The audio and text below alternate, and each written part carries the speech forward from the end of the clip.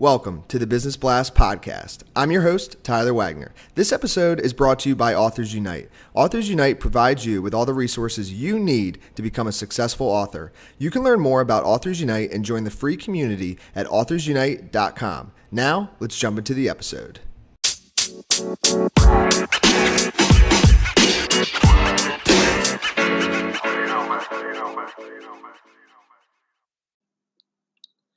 All right, everyone. Welcome back to another episode of the Business Blast podcast. I'm your host, Tyler Wagner. Today, I have Jeff Ferguson with us. He is the CEO and founder of Fang Marketing, a boutique digital advertising media agency specializing in search and social media marketing and much more. With over 20 years of online marketing experience, Jeff has led the online marketing efforts for companies such as Hilton Hotels, Kimberly-Clark, and Napster. Jeff's clients have also included renowned brands such as Belkin, CBS, eHarmony, JustFab, Paychex, PetSmart, Popcornopolis, the Smithsonian, Stella Cosmetics, Thrive Market, and Sony.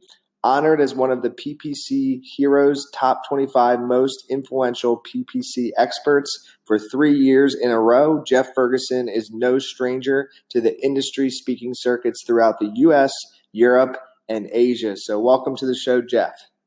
Thanks a lot, Tyler. Of course, man. Pumped to have you here. We'll dive into the first one. The first question I have for you, Jeff, is what is the best story from your life that has an underlying valuable message?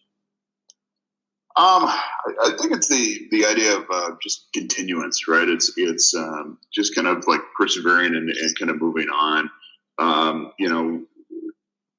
I've had lots of opportunities to kind of like back out of my own business, and over the almost more than 7 years, almost 8 years now that we've been doing it. And there's been plenty of opportunities where I could have just chucked it and actually gone back to the kind of corporate scene and do what it is. I've had plenty of opportunities to go back and do it. And it's been some gut wrenching times where I've actually said, should I do this? I've got a great opportunity to do this. I can go back into the corporate scene.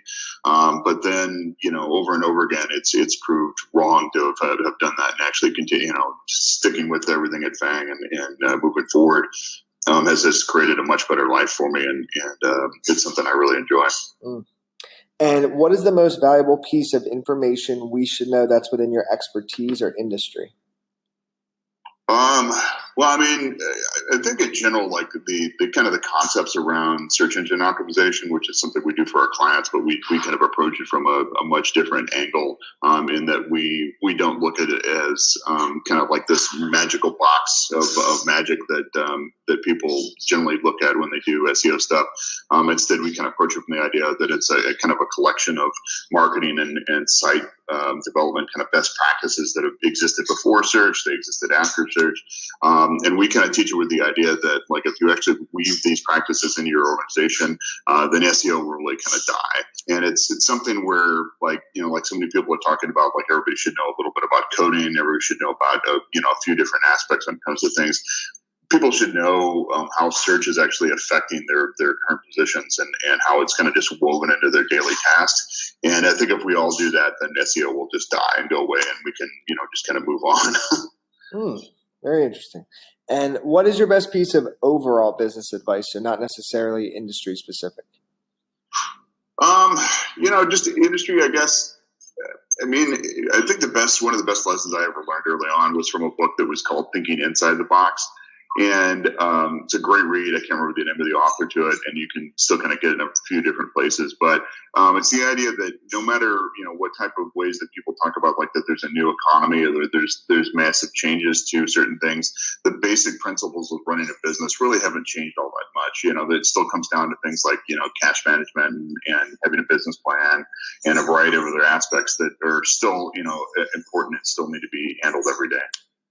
And if you could give your younger self one piece of advice, what would that be?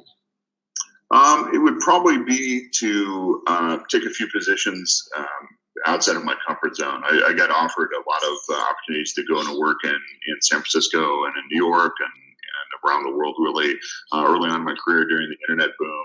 And I didn't take them because I really felt like I needed to stay in California or in Southern California because I had friends and family here. And now I look back on that, and it probably would have been a great time to kind of like see the world and really kind of experience things differently. Mm.